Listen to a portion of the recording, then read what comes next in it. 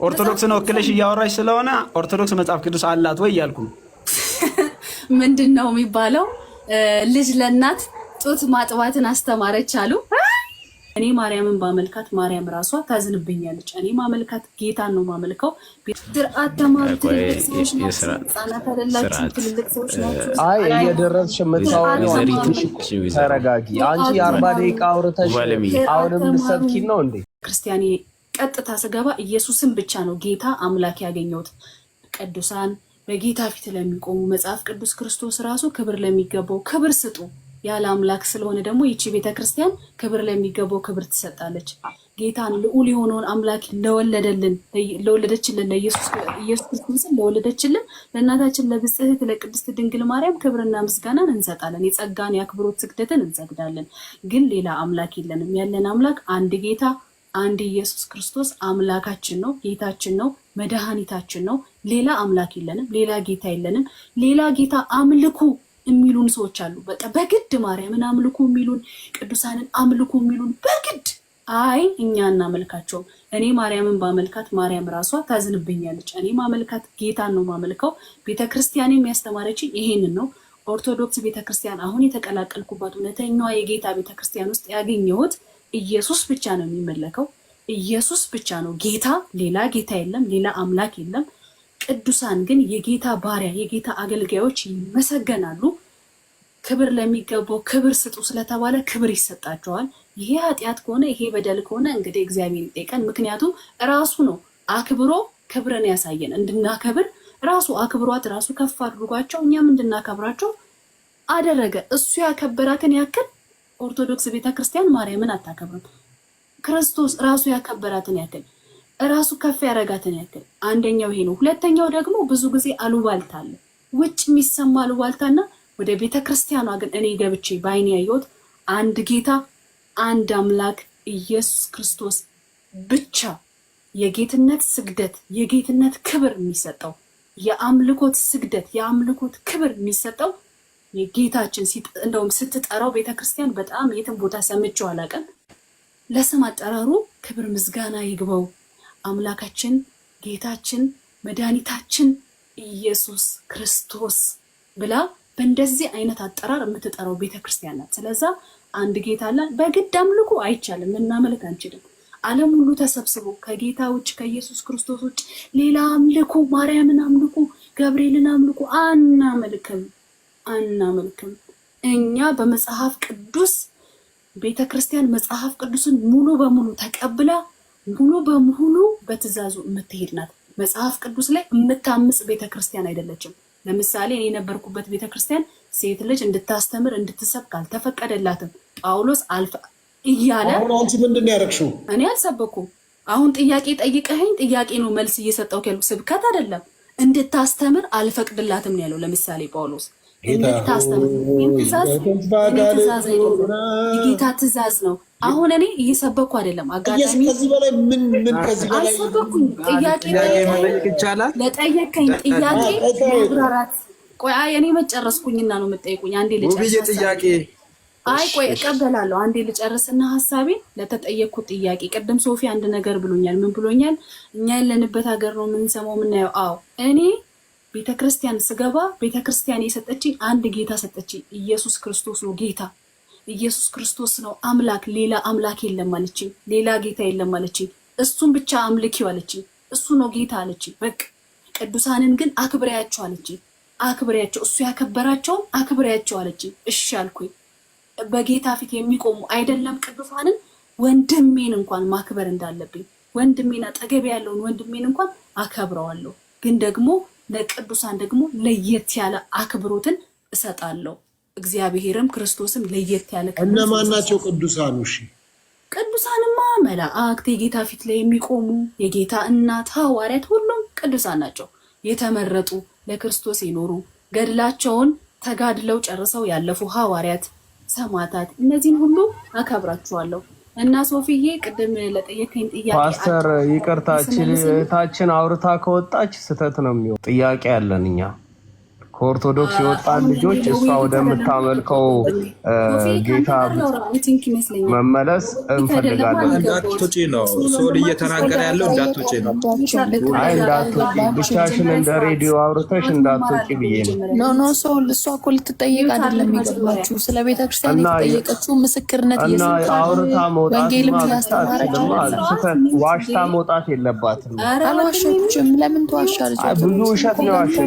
ከመጀመሪያ እስከ መጨረሻ ዋሽታለች እና ካልዋሸች ደግሞ ጥያቄ ብንጠይቃት ችግር የለውም እኮ በተረጋጋ መንፈስ። አይ ለምን ትጠየቃለች? የምትጠየቅበት ምክንያት የለም። ምን ችግር አለው? ይሄ መንፈሳዊ ጥያቄ ነው። ዓለማዊ ጥያቄ እኮ አይደለም የምንጠይቃት። ምንም ችግር የለውም። ለምሳሌ አልመጣችም፣ እሷን አትጠይቋት። ምን ችግር አለው? መንፈሳዊ ጥያቄ ብትጠየቅ ችግር አለው? ሶስና ኧረ አንዴ በእናትህ ነው። ቆይ አንዴ ውቤ አንዴ። እቺ ልጅ እዚህ ጋር የመጣችው ሶፊን ሃፒ በርዝዴይ ልትልሽ። ከዛ ቆይ አንዴ አስጨርሰኛ። ጠየከኝ አይደል? ነገር እኛ ለመስማት ብቻ አይደለም እዚህ ጋር ኖ ጠየከኝ አስጨርሰኝ። እቺ ልጅ የገባችው ሶፊን ሃፒ በርዝዴይ ልትል ነው። መዝሙር ዘመረች እኮ። ታዲያ ከ40 ደቂቃ በላይ ሰበከች፣ ዋሸች። ጠይቋት እኮ ነው ሶፊ መች ሰበከች? አይ ሰበከች፣ ዋሸች። በጣም ውሸት ዋሸች። ውሸት ደግሞ ሮንግ ነው። አይ እየደረስሽ የምታወሪው ተረጋጊ። አንቺ የ40 ደቂቃ አውርተሽ አሁንም ልትሰብኪን ነው እንዴ? እኔ ሚውት እስካርገ ጠብቁ። በቃ ይበቃሻል እኮ አሁን ያልሽን እኛ ስብከቱን ሰምተናል። አውርተሽ እንዳትወጪ። ምንድነው ያበሳጫችሁ? አይ አውርተሽ እንዳትወጪ ጠይቅሽ እኮ ነው። በቃ የክርስቶስ ተቃዋሚ የክርስቶስ ጉልበት ሲናገር እኔ ምልሽ ጫጫል። በቃ መጠየቅ ትፈልጊያለሽ? ጆሮ የላትም። ይኸው በቃ ይሄ ነው ችግሯ። ለማንኛውም በዚህ ደረጃ መዋሸት አያስፈልግም። እኛ የኖርንበትን ነገር ለአንድ ሰው እድል ስጥና ቆይ አንዴ እሺ ሶል አንተ ጠይቅ። መጀመሪያ አንዴ ቅድም ለመጠየቅ ያሰብኩት ጥያቄ ነበር። እኔ ሳልጨርስ ልጅቷ አትሰማም እኮ። አሁን ይኸውልህ አዳምጪሽ፣ ሌሎቻችሁ ሙታርጉ ሶል ያወራ፣ ሌሎቻችሁ ውብ አለም አንዴ አዳምጪኝ። በቃ ይበቃሻል። አወራሽ አይደለ? ሰማንሽ። እስቲ ሚውት አርጉ አንዴ። ሚውት አንቺ አድርጊ ሚውት። ዝም በይና ስሚኝ። የገባችሁት እናንተ ናችሁ። አይ በቃ ይበቃሻል። መቶ ውሸት እኮ ሰማን። በቃ አሁን ከመቶ ውሸቱ አንዱን እኛ ውሸቱማ እናንተ ነው። ክርስቶስ ላይ ማመን። እሺ እንንገርሽ። ቆይ እሺ እናውራ። ተረጋጊ። ለምን ትናደጃለሽ? የቅዱሳን ጠላቶች አትናደጅ እንዴ! ስድብ ጀመርሽ እንዴ? ከስብከቱ በኋላ አይደለንም። ከስብከቱ በኋላ ስድብ ጀመርሽ? ክርስቶስን የሚያሳድድ ተረጋጊ። ለምን አትረጋጊም? ስድብ ጀመርሽ? ተቃዋሚ አይደለንም። እና ለምን ገባሽ ታዲያ? ኖ ያመንሽበትን ነገር ማውራት ትችያለሽ፣ ግን መንፈሱ ተነሳባት። አንዳንድ አላስፈላጊ ነገሮችን አትጠቀሚ። ውቤ በአዳራሽ ሴት ራቁቷን የምትጨፍርበት አዳራሽ ለኢየሱስ አንቺም እኮ እየሰበክሽ ነው። ተነሳባት። ጥያቄ ስላለ እኮ እኛ አዳራሽ በፓንት አዳራሽ ስማ፣ ስኮረፍራት ነው እንደዚህ ሆነች። ቅድም በሰላም ነበር ያወራች። እኔማ ገድላትና ድርሳናትን ትቀበያለሽ ወይ ለማለት ፈልጌ ነው። እዛ ላይ እንዝረ ስብሐት ላይ ህዝቡ በሚባልበት ሰዓት አንቺ ለምን አትረጋጊም? ቆይ ምን ሆነሽ ነው? ተረጋጉ በጌታ። የቀድሙ ስብከትሽ ሄዶ ነው ህዝቡ ምናምን በሚባል ሰዓት ለጠበሳ ይመቻል። ተረጋጉ። አንዴ ሳሚ አንዴ መስማት ከቻለች እናውራት፣ አለበለዚያ አይ ዝም እስካላላችሁ ድረስ አለው። በቃ ውጪ በቃ እሺ። ምን ሆናችሁ? እሺ ውጪ በቃ ውጪ በቃ እሺ። አድምጪ እያለን እኮ ነው ይኸውልሽ አንቺ ቆይ ስሚ፣ ይኸውልሽ አንዴ በመጀመሪያ ደረጃ በመነጋገር አውሪ፣ ተረጋጊ። አንቺ ነሽ እኮ ስርዓት እንኳን ሳታውቁ ስለመጻፍ እስቲ ዝም። አሁን ፐርሰናሉን ተይውና፣ ይኸውልሽ ስለ ሰው ማንነት ሳታውቂ አሁን ዝም ብለሽ ማዳመጥ ትችያለሽ? ማዳመጥ ትችያለሽ? እዛው እሺ ማዳመጥ ትችያለሽ? ውባለም ኢቶችሽ ቁጭ ብሏል እኮ ውባለም ኢቶችሽ ቁጭ ብሏል እኮ አንቺ በላይ እውቀት ያሉ ሰዎች ዝም ብሏል እኮ ምን ሆነሻል? ፓስተር ሰሜንያን የመሰልሽ ልጅ ደግሞ አንቺ ተረጋጊ እንጂ ውባለም ምን ሆነሻል? አንቺ ተረጋጊ። ኖ ተረጋጊ እንጂ ምንድነው አንቺ እየሰበክሽ ዝም ብለናል? ኧረ እቺ ያብደች ያዟት ለሰበክሽው ስብከት ላወራሽ ነገር ካወራሽ ነገር ጥያቄ አለ ካለ ማዳመጥ ካንቺ ይጠበቃል። ማዳመጥ ካንቺ ይጠበቃል። ወጣት አይደለሽም እንዴ አንቺ? ወጣት ተረጋጊ እንጂ። ኧረ በኢየሱስ ስም እንደዚህ አይነት እኛ የተዋህዶ ልጆቹን አላየንም። እኛ የምናውቀው ተዋህዶ ልጆች በጣም የተረጋጉ የሚያዳምጡ የሚሰሙ የሚጠይቁ በጣም የሚገርሙ ተዋህዶ ልጆችን እናውቃለን። ምንድነው ግን የኢትዮጵያ ኦርቶዶክስ ልጆች እንደዚህ ተሰጣቸውና አንድ ሰው ጥያቄ ይጠይቃል። ውቤ ምላስሽ እንዴት ነው? በዚህ ልክ ነብይ ነብይ ነበር እያልኩ ነበር። ይሰማል? እባክሽ አለንም ሲሰማ ኖ ተሳዳጆች አይደለንም። ፓስተር ክርስቶስ ተቃዋሚ አይደለም። ሴትዮዋ ወይ ጸበል ሄዳ አቀቷት ነው እንትን ያለችው። መደማመጥ የሚባል ነገር የለባትም ምንም። እኔ አንደኛ ልናገር፣ ቆይ ስርዓት ይኖርሽ። አንዴ ልናገር። አንቺ አወራሽ አይደለ? ላውራ ነው። ትልቅ ሰው ብትሆን ደስ ይላል። ኖ ከመጀመሪያው ቀጥታ ገብተህ እንዳትወጣ፣ ውሸት ዋሽታ እንዳትወጣ። አቤት አቤት አቤት አቤት ናኔ እና ተቀጥሮ ያዝና ስለ መጽሐፍ ቅዱስ እንወያይ። ነገ በጣም ውሸታም ሰው ነሽ አንቺ። ስለ ኦርቶዶክስ ዋሽተሻል። 1000 ሰው ባለበት ሶላይ አንዴ ብቻ መነፋቆር ውስጥ ስለገባችሁ አንዴ እኔ ልጠይቃት። አንዴ ሶላይ ብቻ ልጅቷ መንፈስ አለባት። አንደኛ ልትዋሻት ፈልጋለች። እሺ ግን እንነጋገር እያለች ስለሆነ አንዴ ለኔ ስጡኝና አይደለም እኔ ለማንም አልሰጥም። እኔ እቺን ልጅ ነፃ ላወጣት ጸበል ልወስዳት ፈልጋለሁ።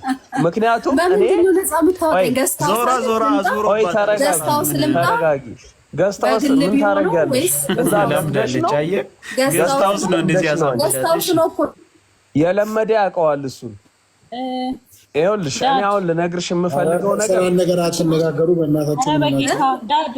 ፐርሰናል አደረጉት ጉዳዩን። በቃ የሆነ ሰው አስወጣ። ሶፊ መምህር አይደለችም። ጥያቄ መጠየቅ ከዚህ በላይ 40 ደቂቃ ሰበብ ብዬ የኔን ጥያቄ ተቀበይሽ። እኔ ልጠይቅሽ። ለመጽሐፍ ቅዱስ እናውራ እያለች ነው። ስለ መጽሐፍ ቅዱስ አውሩ።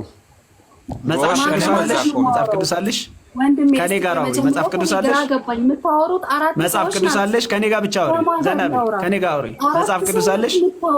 መጽሐፍ ቅዱስ አለሽ? ከኔ ጋር አውሪ። አሁን ቆይ ባይምሮ እንጂ ሰስ ነው። ሌሎቹ ሚዩት እንዲያደርጉ አድርግ። መጽሐፍ ቅዱስ አለሽ? ኧረ በለው መጽሐፍ ቅዱስ አለሽ ወይ? ለዛውም ያልተከፋፈለው ያልተቀነሰው የማይሳሳት መጽሐፍ ቅዱስ አለሽ? ቆይ የጠየኩሽን ብቻ መልሽ።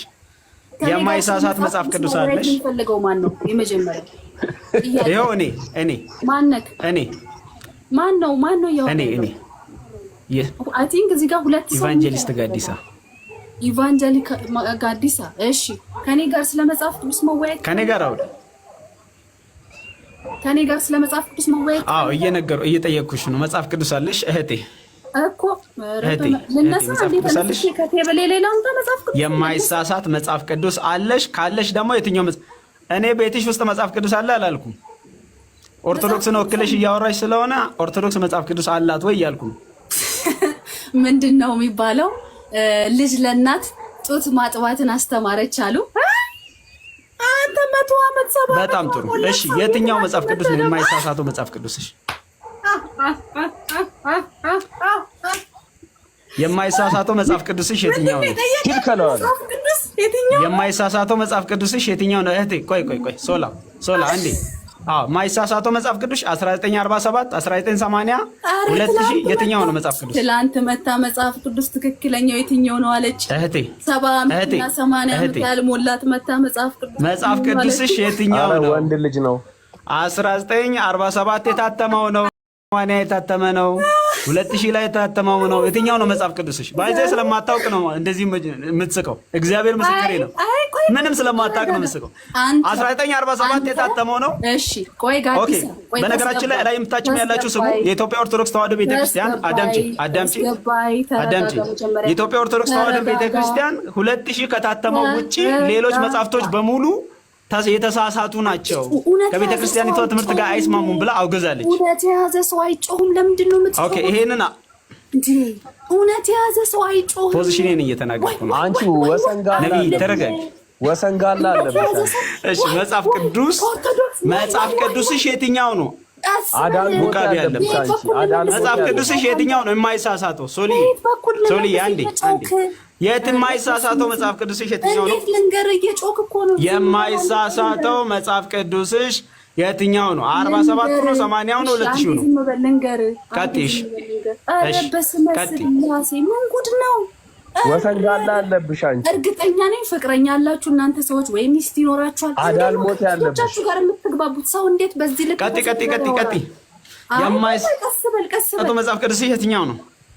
አንተ እውነተኛ በመጽሐፍ ቅዱስ ውይይት የምትፈልግ ከሆነ ነገ እዚህ ጋር 1200 ሴቷ ዘበኔል 1200 ሰው እዚህ ጋር አለ። ቃል ግባ፣ ነገ ሰዓት ቀጠሮ ይያዝ፣ ናና ነገ እንወያይ። ሰዓት ይኸው 1200 ሰው እዚህ ጋር አለ። ቀጠሮ ሰዓት ይከበር፣ ቀጠሮ ያዝ፣ ሰዓት ያዝ። ነገ ሰዓት ተቀጠሮ ይያዝ። እኔም አለው መምህራን እነጋዲሳሉ ገብተን ተወያይ። እኔም አለው ቀጠሮ ያዝ። አሁን ይሄ ሁሉ ሰው ባለበት 1200 ከመምህራን ጋር ለአንተማ እኔ እንኳን በዛባለሁ ግን የፈለገ ይነጋገር ከኔ ጋር አላክሽም ነኝ። ቆይ አይ ከመገልፈጥ በላይ መጀመሪያ ጥርስ መቦረሽ፣ ጥርስ ማጽዳት፣ ምላስ ማጽዳት ምናምን በኢየሱስ ዝም ብሎ መገልፈጥ ላይ አያችሁን? በቃ የገበያ ዳር ልጅ ማለት ነው። በቃ መንገድ ዳር ያደገ ቤተሰብ የሌለው ቤተሰብ ያላሳደገው ባለጌ የጎዳና ልጅ ማለት እንደዚህ ነው። በቃ የጎዳና ልጅ ማለት ባይዘ እንደዚህ ነው። ራሷን ወክላ እየተናገረች